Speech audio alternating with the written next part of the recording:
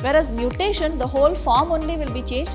It takes little time for you to understand what mutation has taken place. Continuously, there has been lot of power that is gained by the creature there. It is pronounced as mythological because MITH is myth. If you are pronouncing it as mythological, please change it to mythological.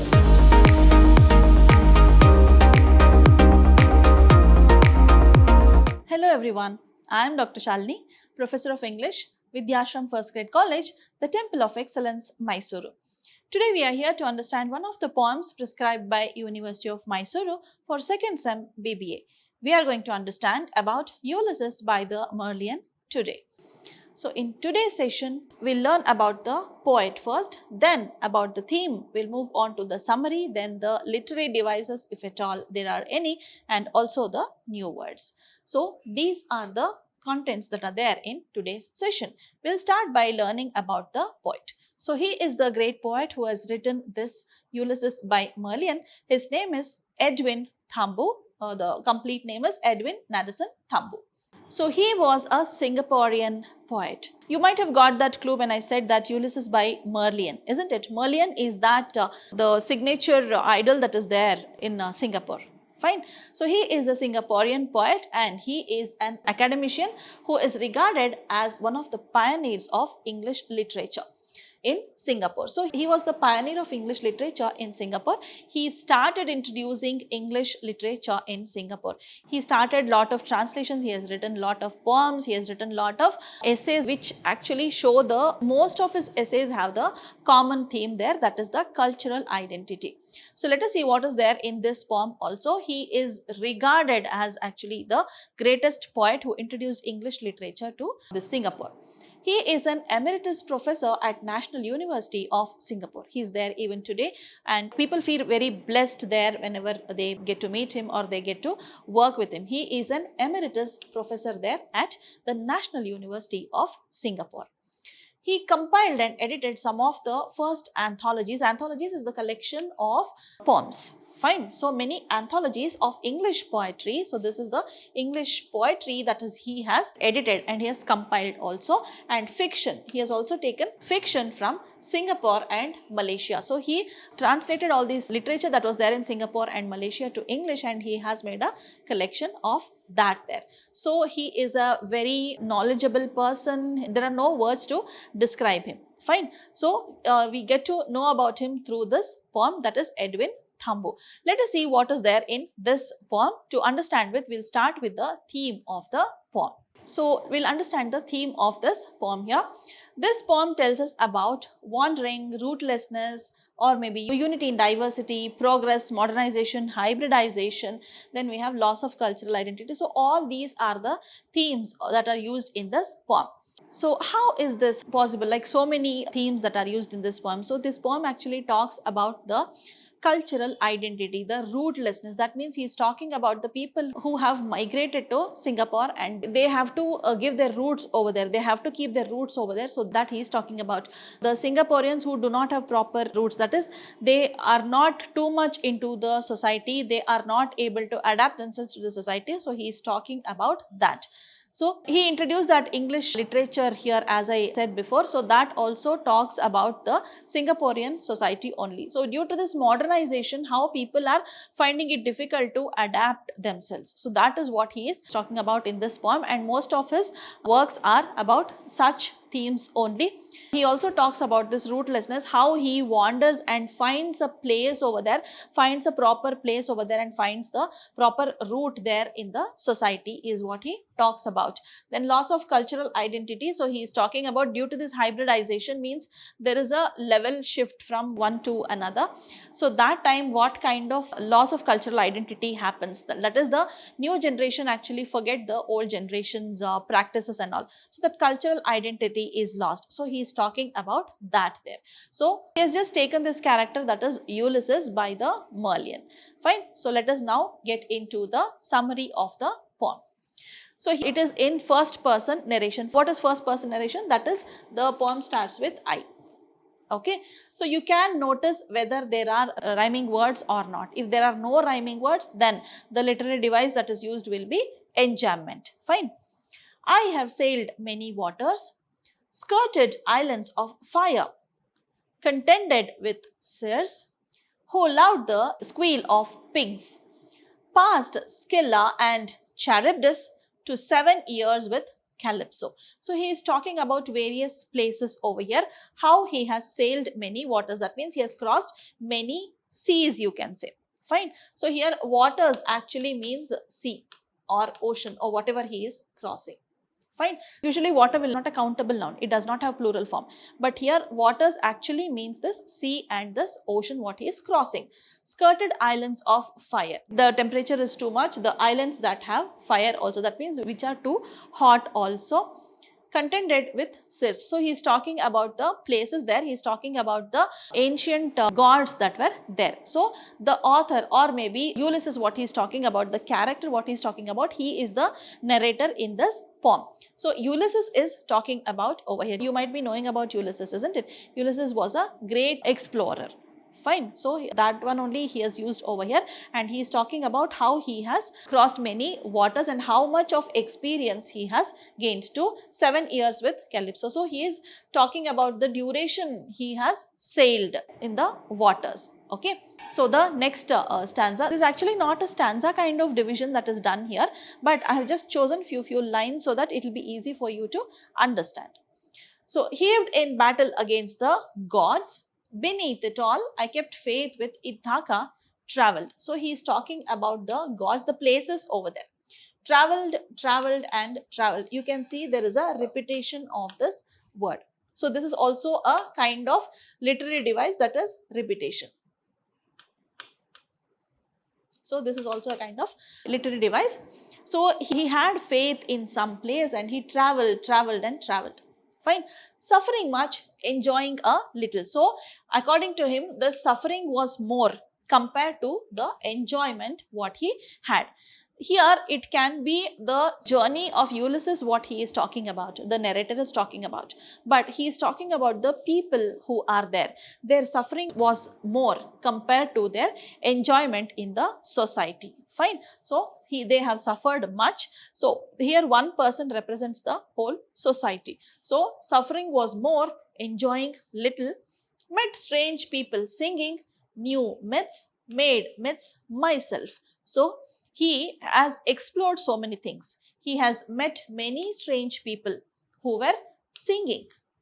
Many new myths were found. So he was able to understand the culture. So he also speaks about this loss of cultural identity, isn't it? Like that only he has learned a lot of cultures also, because it's actually a cross culture that is mixed up in Singaporean society. There are Singaporeans, Malaysians, there are Indians, everything. Fine. This author itself, the poet itself is actually a Tamil based Singaporean who was there. Fine. So he himself is a cross-cultured person who is there, who is representing, and he is talking about the things what he experienced in his life. So there were new myths that were there, and he also has made new myths also. That means myth is something which you believe to be true, believe it to be true, but they will not be true. Okay, myths are something which you believe to be true, they are not actually true. Fine. So like that only he has understood so many facts like that, but he himself has made some facts also like that only, he says. But this lion of the sea, now coming to this Merlion, he is talking about the Merlion here. You can see that Singaporean, there is a lion there and it just is spitting water from its mouth, and you can see the bottom portion here, it is a beast, it is a lion. Okay, whereas this part is like a mermaid or maybe a fish. Okay, it represents a fish also. So it is because this part represents that it is very strong in the sea, but this part represents creature is very strong on the land. So it's a cross culture. So that is represented by that Merlion. So this whole statue what is there, that is called as the Merlion. Fine. So the Ulysses by Merlion actually represents that. This is a poem from Singapore. Fine. So this thing is actually the brand, this one statue of that Singapore, isn't it? So when you type Singapore, you get that statue only, isn't it? So that is called as the Merlion. The name of this statue is Merlion. So here, but this lion of the sea, salt manned, scaly, wondrous of tail. So he's talking about the lower portion of the statue, what is seen there. So the lion of the sea. So here he is talking about the lion, and this one is the part that is very active in the sea. Fine. So that is scaly. It is like fish only. Fine. And it is wondrous of tail. It has a tail also like a fish. Fine. So it is very strong in the sea, and the beast part is strong on the land. So it is a cross culture, and it has grown very strongly in Singapore. So that is what he means to say over there. Touched with power, insistent on this brief promontory puzzles. So he is talking about how strong they became.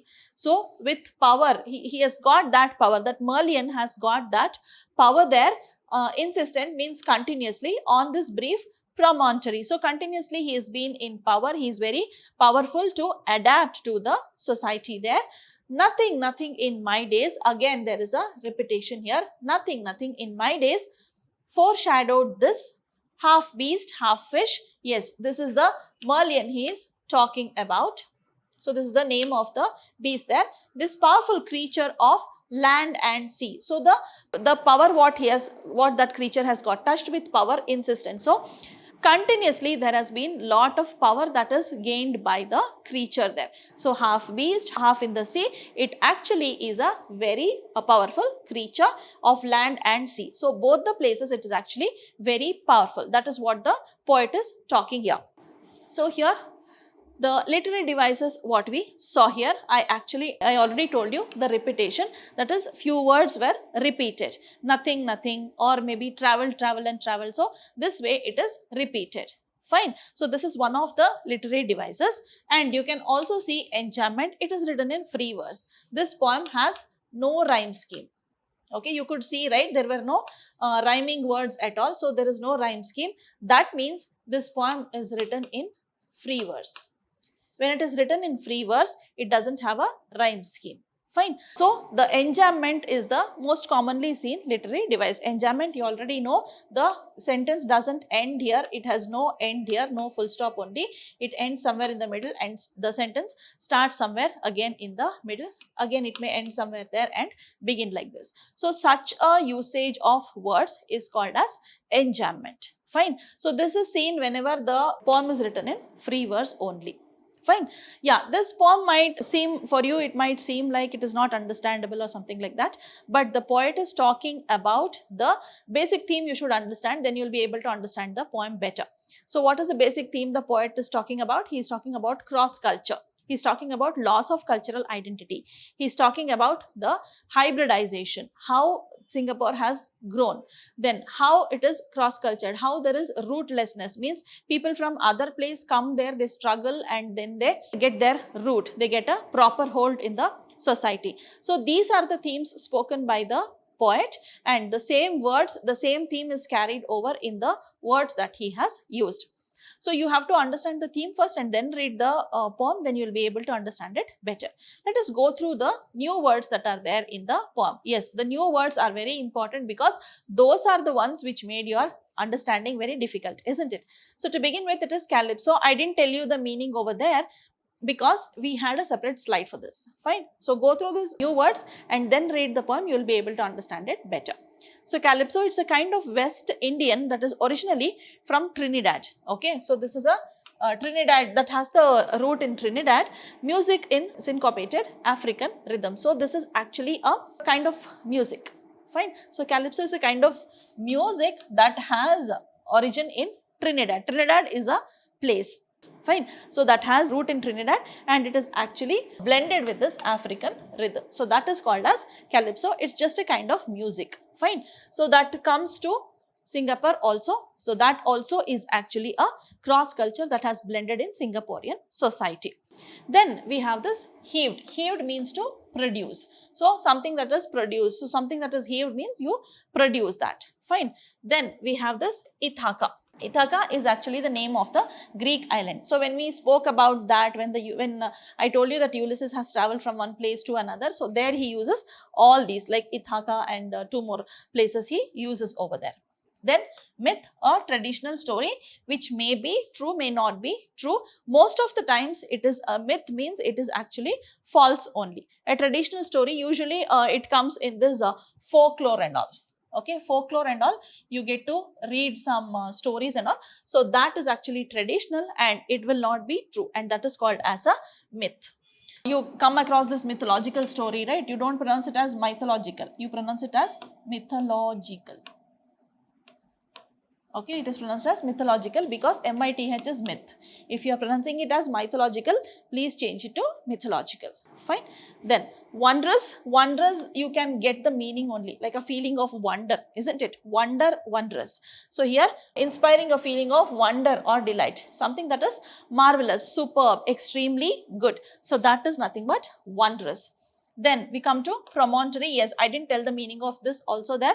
It is actually a very high land, fine, that comes, that juts out into a sea, means it is actually a high land that connects to the sea, fine, or maybe the large lake, something like this, something, it will be very large and there will be water structure over here, and that actually juts down, means that touches the sea, fine. The point wherein the high land touches the sea, that is called as the promontory. That is common in Singapore.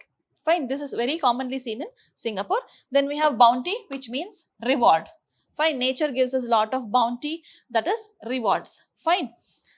Mutate, to undergo a change. So mutation means nothing but the change. You commonly come across this when it comes to virus. Virus actually mutates, means the form itself is changed. He uses this word instead of this word change because change, it is easily understandable. Whereas mutation, the whole form only will be changed. It takes little time for you to understand what mutation has taken place. You have come across this word when you have read about coronavirus.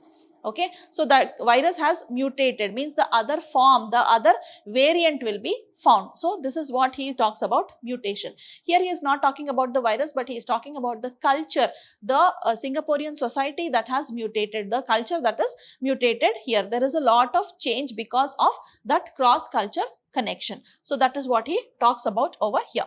Surfeited, it is consume too much of something, means you take too much into your mind. You think about something too much, that means you consume too much into your mind. You think about something, about that only in your mind, that is nothing but you are surfeiting it. Okay, so these are the new words that are found in this poem, that is Ulysses by Merlion. So by this we come to an end of this session. This was the summary of Ulysses by Merlion. So please go through the recorded lecture, then go through the new words, then take the poem in your hand to read, because the language is little difficult, but it's a very wonderful poem in order to understand the cross culture that has taken place in Singapore. Fine. So I expect you to read the poem and come back to the physical class so that we can discuss and solve the doubts whatever you have got. So come back to the class prepared. Keep learning. See you soon. Thank you for your time. Take care. Bye-bye.